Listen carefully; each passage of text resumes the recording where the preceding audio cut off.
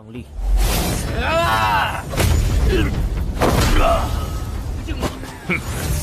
一群杂鱼！孟兄实力不减当年呐！雕虫小技！我们控制住这老头儿，快去抓邱福生！ជីវិតនៃពិភពតុក្កតាជំរាបសួរបងប្អូនពូមីងទាំងអស់គ្នាក៏ដូចជា fan របស់ Mr. Manga ជាទីមេត្រីថ្ងៃនេះដែរគឺថា Mr. Manga នាំអ្នកទាំងអស់គ្នាទៅក្នុងពិភពតុក្កតានៅក្នុងរឿងដដែលរឿងកម្ពុជាបេក្ខរបស់យើងនៅភាគទី225 226និង227ទាំងអស់គ្នាមានក៏ជាស្នាមមែនតើរយៈពេលមករយៈធំនេះគឺមិនសូវបានចេញវីដេអូទេគឺដោយសារតែរឿងរវល់គឺពិបាកនិយាយមែនតើពីមុនដូចមិននិយាយចឹងរវល់តែនៅសារនោះទេនៅផ្ទះតនេអាចធ្វើបានប៉ុន្តែឥឡូវរវល់ទាំងផ្ទះរវល់ទាំងផ្សារប៉ុន្តែយ៉ាងណាមិនអីទេអេមីនឹងរកពេលវេលាឆ្លៀតយ៉ាងណាក៏ដោយគឺនឹងរកពេលវេលាធ្វើវីដេអូជូនអ្នកនរគ្នាបន្តទៀតអេមីក៏ចង់សុំទោសផងអ្នកនរគ្នាប៉ុន្តែយ៉ាងណាដោះកុំឲ្យខាត់ពេលអ្នកនរគ្នាបន្តតាមភាពថ្មីជាមួយនឹងអេមីទាំងអស់គ្នាប៉ុន្តែគ្នាយើងបើសិនជាមិនតតាមភាពមុននោះទេអ្នកនរគ្នាសញ្ញាឧទាននៅក្នុងនេះដើម្បីតាមភាពមុននឹងឲ្យអ្នកនរគ្នាកុំឲ្យខាត់ពេលអ្នកនរគ្នាបន្តទៀតក៏ចាប់តាមភាពថ្មីជាមួយអេមីទាំងអស់គ្នា Let's go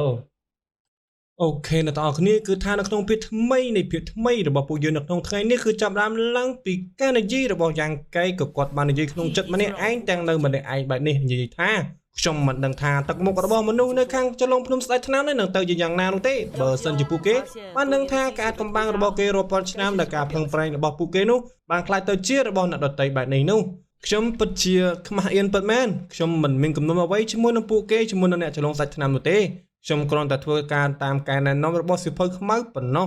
ខ្ញុំមិនមានចេតនាប្លន់យកអាចកំបាំងរាប់ពាន់ឆ្នាំរបស់ពួកគេនោះទេបើសិនជាពួកគេដឹងមិនដឹងជាខឹងយ៉ាងណានោះទេវាប្រៀបបីដូចជាគេចោទថាយើងយកដីរបស់គេទាំងយើងជាដីរបស់យើងសោះបែរជាមកចោទឯងថាឯងយកដីគេល្អមើលមែនវើយចិត្តតែមានតែហ្មងសំខាន់ចោទឯងថាពួកឈ្លានពានដីវាទៀតឲ្យដកតបចេញទៀតលោកឲ្យលោកមិនគិតថាពិភពលោកនឹងមានតែឯងមែនប្រូឥ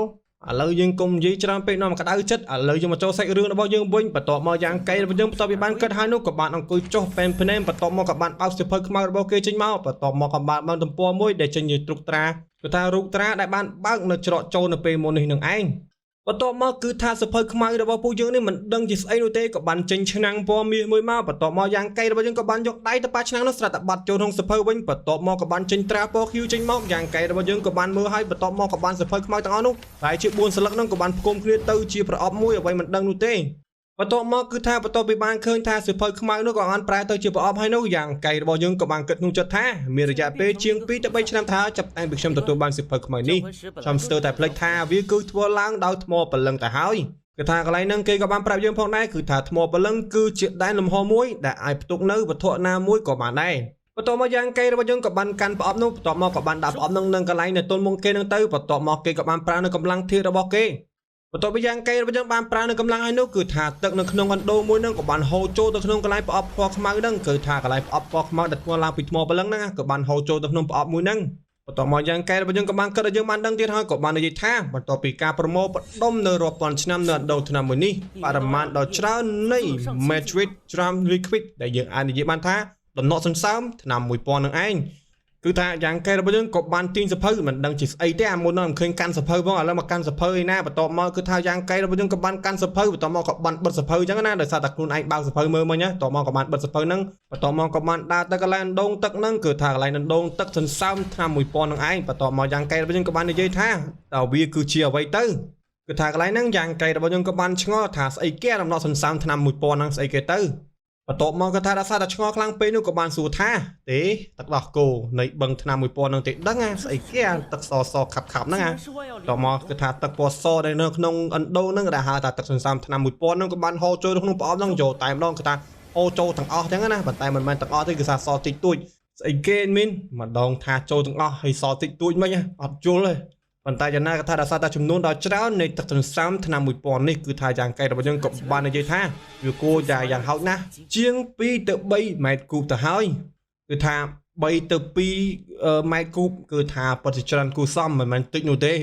វាស្មើស្តែនអាធំមួយនៅយើងទៅហើយគឺថាមិនមែនតិចទេទឹកសន្សើមមួយហ្នឹង ប៉ុន្តែយ៉ាងណាក៏ថាយ៉ាងកែរបស់យើងក៏បានអើតមកទៅក្នុងដងមួយហ្នឹងបន្ទាប់មកក៏បាននិយាយនេះវានៅមានទៀតផងហ៎បន្ទាប់មកក៏ថាដោយសារតែសន្លឹកនៃសភៅមួយហ្នឹងគឺធ្វើឡើងពីថ្មបលឹងគឺមិនមែនធ្វើឡើងពីกระดาษសភៅយើងនោះទេអញ្ចឹងគឺថាបិទចិត្តល្អមែនតើតែម្ដងក៏ថាគ្មានទឹកជ្រាបនោះទេយ៉ាងកែរបស់យើងក៏បាននិយាយថាសតបនៅសន្លឹកនេះគឺបានបិទចិត្តល្អណាស់ហើយច្បាស់ណាស់វាគឺជាកំណត់ទ្របដ៏មានតម្លៃបំផុតហើយបន្ទាប់មកគឺថាគេក៏បានបញ្ជាក់ថាអ្វីៗនឹងគឺប្រៀបបីដូចជាឆ្ដំពេជ្រមួយចឹងគឺថាមានតម្លៃមែនតែម្ដងគឺថាកំណត់ទឹកនៅក្នុងប្រអប់មួយហ្នឹងយ៉ាងកែរបស់យើងក៏បានបន្ទាប់ពីបានឃើញហេតុការណ៍បែបនេះហើយនោះយ៉ាងកែរបស់យើងក៏បានដកដង្ហើមធំបន្ទាប់មកក៏បានគិតម្នាក់ឯងទៀតហើយតែយ៉ាងណាក៏ថាមានឆ្ងល់ហេតុអីគិតម្នាក់ឯងរបល់កាច់ចូលនៅម្នាក់ឯងនិយាយទៅមកទៅច្បាច់គិតអត់យល់ទេហ៎ប៉ុន្តែយ៉ាងណាក៏ថាយ៉ាងកែរបស់យើងគឺមិនបានដូចអីមាននិយាយនោះទេគឺបានគិតក្នុងចិត្តម្នាក់ឯងក៏បាននិយាយបន្តទៀតថាប៉ុន្តែយ៉ាងណាវាមើលទៅដូចជាមិនមែនមានតែប៉ុណ្្នឹងទេមែនទេប៉ុន្តែការចែកដន់បែបនេះអាចកាត់ឡើងដោយរបៀបណាទ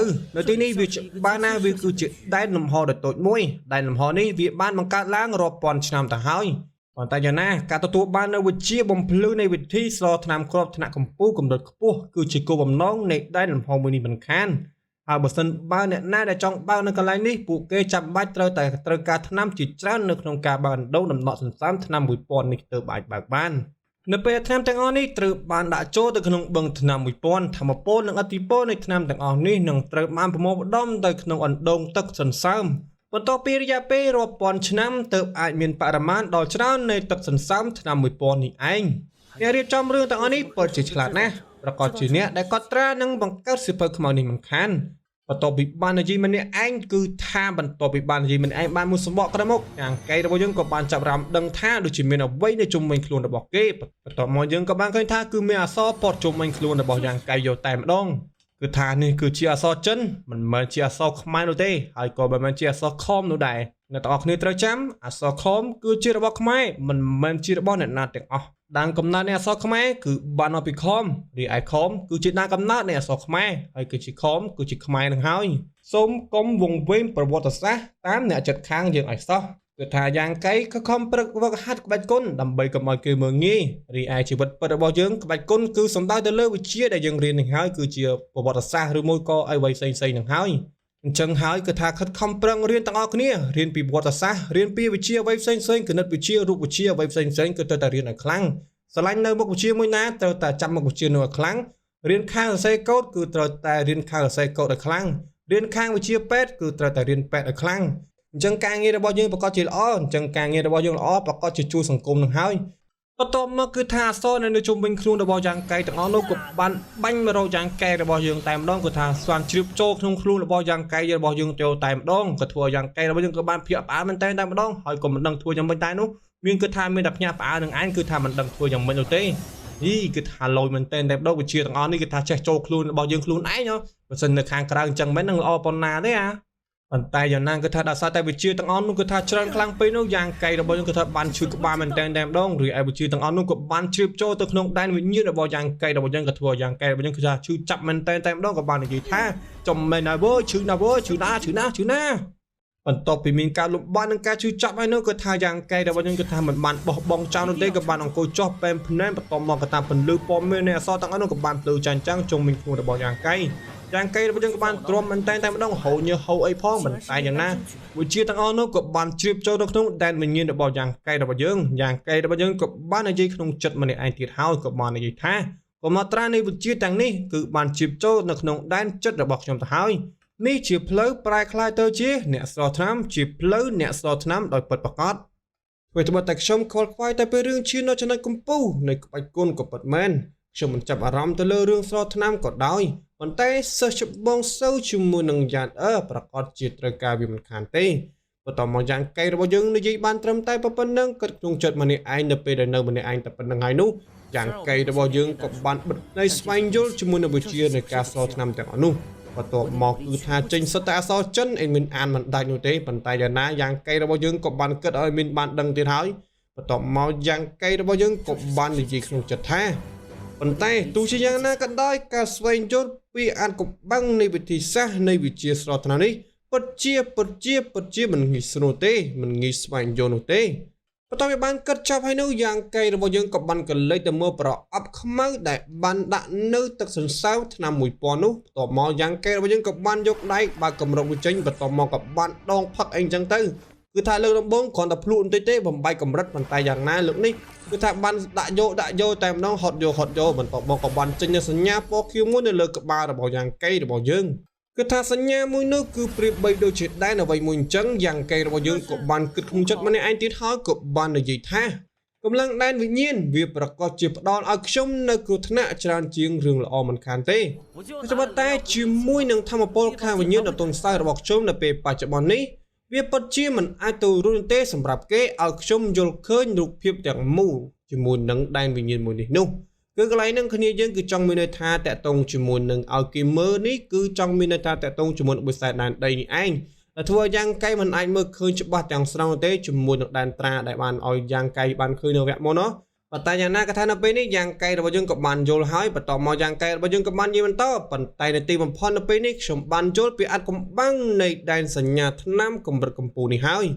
វិទ្យាចារ្យរាមគឺថាស្ដេចថ្នាំបានបន្សល់ទុកនៅមរតករបស់គាត់នៅទីនេះវាគឺជារឿងដ៏ល្បីមួយដែលសូម្បីតែចាស់ម៉េងក៏ទទួលបាននៅឥទ្ធិពលនៃអាចកំបាំងនៃដែនសញ្ញាថ្នាំកម្រិតកម្ពុជានេះដែររូបចម្លាក់ស្ដេចថ្នាំជាមួយនឹងរឿងជាក់ស្ដែងមួយនេះពាក្យចចាមរាមបែបនេះវាពិតជាគ្មានមូលដ្ឋាននោះទេគ្នាយើងកន្លែងនឹងគឺចង់មានន័យថារូបចម្លាក់ជាមួយនឹងអាចកំបាំងនៃការស្រោថ្នាំវាអត់មានពាក់ព័ន្ធគ្នាអីសោះឡើយអញ្ចឹងហើយគឺថាពាក្យចចាមរាមវាពិតជាគ្មានមូលដ្ឋាននោះទេដែលថាអាចកំបាំងទាំងអស់គឺស្ថិតនៅលើរូបចម្លាក់ដែលរូបចម្លាក់ស្ដេចថ្នាំនឹងអញ្ចឹងណាបើតែយ៉ាងណាយ៉ាងកៃរបស់យើងក៏បាននិយាយបន្តទៀតក៏បាននិយាយថាបើតាអាចកំបាំងដ៏ជ្រាលជ្រៅដែលគេនិយាយតាក់ទងជាមួយនឹងរូបចម្លាក់នៃអាចកំបាំងនេះប្រហែលគេសំដៅទៅលើវិជាដែលអាចកំបាំងនៃវិធីស្លថ្នាំដែលពិតប្រាកដនេះហើយបន្តមកយ៉ាងកៃរបស់យើងក៏មិនបានខ្វល់អ្វីច្រើននោះទេដែរប្រកាសថាដល់ពេលដែលត្រូវយ៉ាងកៃរបស់យើងចាក់ចេញផងនោះយ៉ាងកៃរបស់យើងក៏បានងើបឡើងពុតខ្លួនពុតអីចឹងទៅបន្តមកក៏បាននិយាយម្នាក់ឯងបន្តទៀតក៏បាននិយាយមិនថាយ៉ាងណានោះទេនៅពេលនេះដល់ពេលដែលត្រូវចាក់ចេញពីទីនេះហើយមកទៅដូចជាគ្មានកន្លែងផ្សេងឬផ្លូវផ្សេងដែលចាក់ចេញពីកន្លែងនេះទេដូច្នេះបើសិនជាចាក់ចេញប្រហែលជាត្រូវតែមានវិទ្យុបាយតែមួយគត់នោះគឺតាមរយៈបឹងថ្នាំ1000នេះហើយប៉ុន្តែនេះវាមិនដូចជារត់ចូលសងដោយខ្លួនឯងទៅហើយទេអីបើចាក់ចេញពីកន្លែងនេះនោះកុំតែគិតច្រើនវាគ្មានផ្លូវផ្សេងនោះទេបើអញ្ចឹងមាននៅហ្នឹងអញ្ចឹងត្រូវតែចាក់ចេញយើងមានចាក់ចេញតាមហ្នឹងទៅកន្លែងហ្នឹងយ៉ាងកេក៏គាត់គិតថាអាប៉ែដែលប្រមាណអ្នកដែលតាមរោយ៉ាងកេនៅមុនហ្នឹងប្រហែលជាយាមនៅខាងលើអញ្ចឹងយ៉ាងកេចេញទៅមិនដូចចូលឲ្យគេចាប់ទៅហើយទេអញ្ចឹងយ៉ាងកេរបស់យើងក៏និយាយថារៀងរេអញ្ចឹងណាបើយ៉ាងណាផ្លូវមានតែមួយទេមានទៅតាមហ្នឹងឯងបន្ទាប់មកយ៉ាងកេរបស់យើងក៏មិនបានគិតច្រើនទៀតដែរក៏បានស្ទុះឡើងទៅលើបន្ទាប់មកក៏បានវាយកន្លែងដែនវិញ្ញាណនោះមួយដៃក៏បានបែកប្រេះចឹងទៅយ៉ាងកេរបស់យើងក៏បានស្ទុះចេញពីទឹកបឹង1000នោះឯងបន្ទាប់មកយ៉ាងកេរបស់យើងក៏បានចេញពីទឹកបឹងថ្នាំ1000នោះបន្ទាប់មកយ៉ាងកេរបស់យើងក៏បានចេញហើយនោះក៏បានដូចជាបានឃើញអ្វីនោះទេដូចជាមិនប្រក្រតីយ៉ាងកេរបស់យើងក៏បានភ្ញាក់ផ្អើលមែនតែម្ដងតែចេញមកភ្លាមតែយ៉ាងកេរបស់យើងត្រូវបានគេពាត់ជុំវិញនឹងឬក៏យ៉ាងណាបន្ទាប់មកគឺថាគ្មាននរណាបានពាត់ជុំវិញនៅទីនោះទេគឺថាស្ថានភាពមើលទៅអាក្រក់ជាងនឹងទៅទៀតគឺមានមនុស្សស្លាប់ពាត់ជុំវិញនឹងតែម្ដងរីឯលោកសំណាក់នៃស្ដេចថ្នាំក៏បានត្រូវបែកខ្ទេចទីរីឯមនុស្សដែលជាមកទីនោះក៏បានស្លាប់ប្រងព្រាតពេញតែនឹងយកតែម្ដងរីឯនៅលើមេឃវិញនោះគឺពោពេញទៅដោយមីស៊ីលដូចនៅអ៊ីស្រាអែលអញ្ចឹងមិនដឹងជាស្អីទេហោះពេញមេឃតែម្ដងគឺថាមនុស្សនៃចលងស្ដេចថ្នាំគឺបានវិវហាគ្នាជាមួយនឹងមនុស្សមកពីណាមិនដឹងនោះទេគឺថាវាយគ្នាពេញមេឃតែម្ដងរីឯយ៉ាងកែរបស់យើងដែលទៅចេញពីបឹងថ្នាំ1000នោះក៏បានឈរសម្លឹងយ៉ាងស្រឡាំងកាំងតែម្ដងយ៉ាងកែរបស់យើងក៏បាននិយាយម្នាក់ឯងថាមើលមនុស្សកំពុងតែវិលុកចលងស្ដេចថ្នាំទៅហើយតើនេះតើយ៉ាងម៉េចនឹងតើនរណាក៏ហ៊ានយ៉ាងនេះនេះបន្ទាប់មកយ៉ាងកែរបស់យើងក៏បានចាក់ចេញពីកន្លែងហ្នឹងទៅទិសនៅភ្នំទាំង12គឺថាយ៉ាងកែរបស់យើងប្រហែលជាទៅភ្នំលាក់ប្រពកនឹងឯងកំពូលភ្នំលាក់ប្រពកបន្ទាប់មកគឺថាកំពូលភ្នំលាក់ប្រពកនោះគឺថាដូចជាមិនទាន់មានអ្វីដែលទៅដូចជាធូនធននោះទេប៉ុន្តែយ៉ាងណាគឺថានៅតាមផ្លូវដែលទៅកន្លែងកំពូលភ្នំលាក់ប្រពកនោះគឺថាសុទ្ធតែច្រងឆ្អឹងពេញនឹងតែម្ដងមិនដឹងជាប្រើក្បាច់គុណទេប្រហែលជាក្បាច់គុណស្រូបយកវិធម្មពលវិញ្ញាណឬយ៉ាងណានោះទេតែវាយប្រហែលថ្ងៃមើលទៅឆ្អឹងហើយមិនដឹងយ៉ាងណានោះទេប៉ុន្តែយ៉ាងណាក៏ថាយ៉ាងកែរបស់យើងរត់ផងអីផងទាំងភ័យផងអីផងនោះយ៉ាងកែរបស់យើងក៏បាននិយាយម្នាក់ឯងទៀតហើយក៏បាននិយាយថាអើយមិនដឹងយ៉ាងម៉េចយ៉ាងណាទេខ្ញុំសង្ឃឹមថាយ៉ាងជាមួយនឹងសិស្សច្បងសូវមិនអីទៅចោះហើយយ៉ាងហើយស្របពេលដែលយ៉ាងកែយើងកំពុងតែរត់បដាអីបដានោះយ៉ាងកែរបស់យើងក៏បានគិតមកចុះថាខ្ញុំមិនដឹងថាហេតុអ្វីបានជាចលងសាច់ថ្នាំមកជួបរឿងសោកនាដកម្មបែបនេះនោះទេ នៅជាបានត្រឹមតែប៉ុណ្ណឹងភ្លាមក៏បានសັບតែណាប៉ែតងៅមកពីណានោះទេក៏បានស្ទាក់យ៉ាងកែរបស់យើងគឺថាតាមផ្លូវវាមិនស្រួលពេកនោះទេក៏មានអាប៉ែតងៅមកពីណាពីណីមកស្ទាក់យ៉ាងកែរបស់យើងសសាច់ដុំទៀតហេប៉ុន្តែយ៉ាងណាក៏ថាអាប៉ែតងៅនឹងក៏បានឃើញយ៉ាងកែរបស់យើងភ្លាមគឺបានលិតមាត់មិនដឹងទីថាយ៉ាងណាយ៉ាងណីនោះទេគឺថាយ៉ាងកែជាសាច់ជ្រូកមិនដឹងយ៉ាងណាទេតែយ៉ាងកែរបស់យើងគឺថាមុខយ៉ាងមុំតែម្ដងគឺថាមិនខ្លាញ់នោះទេប៉ុន្តែយ៉ាងណាក៏ថាអាប៉ែតងៅនឹងក៏បាននិយាយថាមានរបស់ឆ្ងាញ់មកទៀតហើយវើយប៉ុន្តែយ៉ាងកែរបស់យើងក៏បានរត់ទាំងញញឹមបន្ទាប់មកក៏បាននិយាយថាព្រំដែនពិតប្រាកដកម្រិតទី5គ្មានកាឡូជាមួយនឹងយើងទេអាប្រូអើយកុំចំមកស៊ីអញអសោះឯងដឹងតែត្រូវហើយចាំមើលទៅបន្ទាប់មកយ៉ាងកែនិយាយបានត្រឹមតែប៉ុណ្្នឹងភ្លាមក៏មិនគិតអ្វីច្រើនក៏បាននៅប្រោនៅក្បាច់ពលឹងវិញ្ញាណរបស់យ៉ាងកែនោះគឺថាក្បាច់សាច់ពលឹងទាំងពីរនោះក៏បានវាយអាប៉ែមួយនោះខាំងតែម្ដងគឺថាក៏ចូលភ្លាមតបាននិយាយមួយម៉ាត់អីផងគឺថាភឹងងាប់របស់យ៉ាងកែបាត់ទៅហើយថាសុទ្ធតែថាគេនឹងអើយឆ្ងាញ់ទៀតហើយអញគឺថាមិនដឹងជាណាជាសាច់ជ្រូកណាជាសាច់ពពែនោះទេគឺថាចង់ក្រោយខ្លួនអញគឺជាសាច់ជ្រូកសាច់ពពែនឹងហើយគឺថាមួយក្បាច់របស់យ៉ាងកែមិនត្រឹមតែស្លាប់ឬងាប់ធម្មតានោះទេគឺថាបានហោះឡើងទៅលើក៏បានផ្ទុះបឹងខ្ទេចសាច់អស់យកតែម្ដងយ៉ាងកែរបស់យើងគឺថាបានងាកក្រោយនោះទេក៏បានស្ទុះទៅមុខទៀតទៅកាន់កំពូលភ្នំលាក់ពពកនឹងហើយនៅតាមផ្លូវយ៉ាងកែរបស់យើងក៏បានរត់បដាអីបដានោះក៏បានទៅដល់កន្លែងមួយដែលមានផ្ទុះពេញនឹងតែម្ដងមិនដឹងជាស្អីទេផ្ទុះពេញមេឃដូចមីស៊ីលអញ្ចឹងគឺថាដូចជាអីណាដែនអីណាអាកាសស្អីចាប់អីអញ្ចឹងគឺថាបានផ្ទុះពេញលើមេឃតែម្ដងគឺថាក៏ដោយសារតែផ្ទុះលើមេឃនឹងគឺដោយសារតែតាចាស់មេឃក៏បានវាយជាមួយនឹងមនុស្សចំនួន6នាក់ថា6នាក់វាយពាត់តាចាស់មេឃតែម្នាក់រីឯតាចាស់មេឃនឹងពិតជាអស្ចារ្យមែនទែនខ្លាំងមែនទែនតែម្ដងគឺថាពួកនឹងមិនមែននៅកម្រិតធម្មតាទេសុទ្ធតែកម្រិតនៅកម្រិតធម្មពលកម្លាំងធម្មពលមានទាំងអស់នឹងហើយគឺថា6នាក់ហ្នឹងគឺតាចាស់មេឃក៏បានអ្នកថាដាក់អាប៉ែនោះម្ដាយតែអាប៉ែនេះក៏បានទៅម្ដាយក៏ដានទ្រង់តែអាប៉ែនេះក៏បានចាក់ពីខ្វាក់ភ្នែកគេចាក់ទៅភ្នែកអីចឹងទៅបន្ទាប់មកក៏តាចាស់មេឃក៏បានប្រើកម្លាំងធាតុបន្តទៀតអីចឹងទៅរីឯអ្នកដែលពាត់តាចាស់មេឃគឺក៏បានលន់មាត់ក៏បានលន់មាត់ថាស្អីគេចេះតាចាស់នេះវិញចេញមកពីណាវិញមិនក៏ខ្លាំងយ៉ាងនេះវិញក៏តាចាស់មេឃក៏ថាមិនបានខ្វល់នោះទេក៏បានវាយពួកនឹងចឹងទៅម្នាក់ក៏បានត្រូវមកដៃកដាមុខចឹងទៅម្នាក់ក៏បានត្រូវមកជើងកដានទ្រូងអីចឹងទៅតមកក៏តាចាស់មេឃក៏បានបន្តវាយទៀតចឹងទៅរីឯអ្នក6នាក់ដែលពាត់តាចាស់មេឃនឹងក៏បានលំមាត់រៀងខ្លួនចឹងទៅចុះអាប៉ែនេះណាគេអាចគឺចុញមកពីណាតាចាស់នេះវិញរីឯម្នាក់ទៀតនោះក៏បាននិយាយទាំងចំហមាត់ដែរនោះក៏បាននិយាយថាអេគេនិយាយថាចលងសាច់ថ្នាំមានតែអ្នកខ្លាំងកំពូលធម្មពលវិញ្ញាណតែម្នាក់តែគឺសូហ្វូសៀងតែម្នាក់នេះគឺចេញមកពីណាពីណីវិញរីឯបមកកាន់លោកគ្រូតាសូវវិញគឺតាសូហ្វូសៀនហ្នឹងក៏បានសម្លឹងទៅមើលការវិបហាគ្នាលើមេឃជាមួយនឹងតាចាស់មេឃជាមួយនឹងពួក6នាក់មិញគឺថាតាចាស់សូវមិនបាននៅម្នាក់ឯងនោះទេក៏មានសិស្សច្បងសូវយ៉ាងបើសិនដីគឺថាអ្នកមិញទាំងពីរនៅទីនោះផងដែរបន្ទាប់មកគឺថាបើសិនដីក៏បានចាប់អារម្មណ៍ដឹងថាលោកម្ចាស់របស់គេគឺថាបានមកដល់កន្លែងនោះហើយនោះគឺថាបើសិនដីក៏បានន័យថាលោកម្ចាស់តូចត្រឡប់មកវិញហើយលោកម្ចាស់តូចត្រឡប់មកវិញហើយបន្ទាប់មកក៏ថាបើសិនដីក៏បានព្រះអង្គយូក៏បានស្ទុះទៅរកយ៉ាងកែរីឯយ៉ាងកែរបស់យើងក៏បានលូកដៃដើម្បីទទួលយកបើសិនដីអញ្ចឹងណាបន្ទាប់មកក៏ថាតាចាស់សូវក៏បានកលេចទៅមើលយ៉ាងកែរីឯយ៉ាងកែរបស់យើងក៏បានឆ្ងល់មែនតែម្ដងរីឯយ៉ាងក៏បានហៅយ៉ាងកែអញ្ចឹងទៅបងទីប្រុសបងប្រុសមកទីនេះលឿនទៅបងប្រុសរីឯយ៉ាងកែក៏ថាមិនព្រះអង្គយូក៏បានមកដល់ទីនេះភ្លាមតែទៅដល់លឿនទាំងចម្ងល់ពេញខ្លួនតែម្ដងក៏បានសួរទៅកាន់អ្នកទាំងអស់គ្នានៅទីនោះក៏បានសួរថាតើនេះមានរឿងអ្វីកើតឡើងពិតប្រាកដនឹងដោយលើយ៉ាងកែរបស់យើងសួរបែបនេះភ្លាមគឺថាសិស្សច្បងសូវរបស់យើងក៏បានឆ្លើយតទៅវិញក៏បាននិយាយថាមួយថ្ងៃកន្លងទៅនេះគឺថាដែនដីពពកបិសាចបានវិបរាចលងស្ដេចថ្នាំពួកគេបានវិបហាយ៉ាងរហ័សនិងកាច់សាហាវពួកគេបានរៀបចំផែនការបានយ៉ាងល្អកម្លាំងធំជាច្រើនដែលឈរយាមនៅចន្លងភ្នំបន្ទាប់ពីធ្វើឲ្យប្រជាខ្លះរងរបួសនោះខ្លះទៀតក៏បានស្លាប់ផងដែរបន្ទាប់ពីប្រជាបានស្លាប់អស់មួយចំនួននោះពួកគេក៏បន្តឆ្ពោះទៅកាន់កំពូលភ្នំទាំង12ពួកគេបានចាប់សិស្សជាច្រើននៅចន្លងសាច់ថ្នាំនិងអ្នកដែលមកចូលរួមកិច្ចប្រជុំនៃអ្នកស្រោចថ្នាំទាំងអស់នោះបន្ទាប់ពីបានសិស្សច្បងសូនិយាយចប់ហើយនោះយ៉ាងកែរបស់យើងក៏បានចាប់អារម្មណ៍ទៅលើគឺថាបដែនដីពពកបិសាចនោះឯងយ៉ាងកែរបស់យើងក៏បាននិយាយពួកពពកប្រភេទដែនដីបិសាចទាំងអស់នោះគឺជាបនៃដែនដីបិសាចដ៏ធំបំផុតនៅក្នុងពិភពនេះ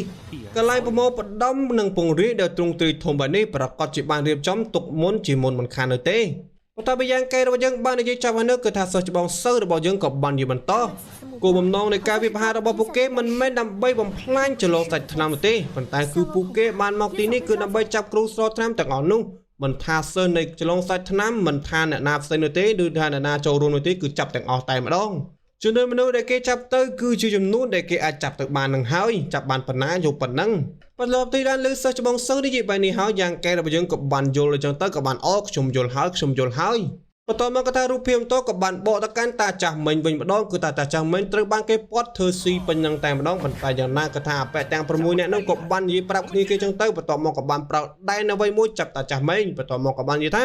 ដែនប្រហារព្រោះតានិយាយថាដែនប្រហារភ្លៀងគឺថាពួកគេទាំង6នាក់ក៏បានពាត់ជំវិញតាចាស់មិញប្រោដែននឹងពាត់ជំវិញតាចាស់មិញចាប់តាចាស់មិញប៉ុន្តែយ៉ាងណាក៏ថាដោយកម្លាំងពួកគេទាំងអស់នោះទាំង6មិនអាចធ្វើអ្វីតាចាស់មិញបាននោះទេតាចាស់មិញក៏បានលើថាទទួលបានកម្លាំងនឹងក៏បានទប់ទល់ជាមួយនឹងកម្លាំងទាំង6នាក់នោះក៏បានលើថានេះពួកឯងហ៊ានបង្ខំយើងផងបន្ទាប់មកឈឺពេលដែលតាចាស់មិញកំពុងតែទប់ទល់ជាមួយនឹងកម្លាំងរបស់គេ6នាក់នោះក៏មានម្នាក់ស្ទុះទៅរកតាចាស់សូវចឹងណាប៉ុន្តែយ៉ាងណាក៏តាចាស់មិញក៏មិនបង្អង់ទុកយូរនោះទេយ៉ាងតែមិញក៏បានឃើញហ្នឹងនោះក៏មិនអាចទុកយូរដែរក៏បានប្រើនៅក្បាច់ឈើប្រហារវិញ្ញាណតែម្ដង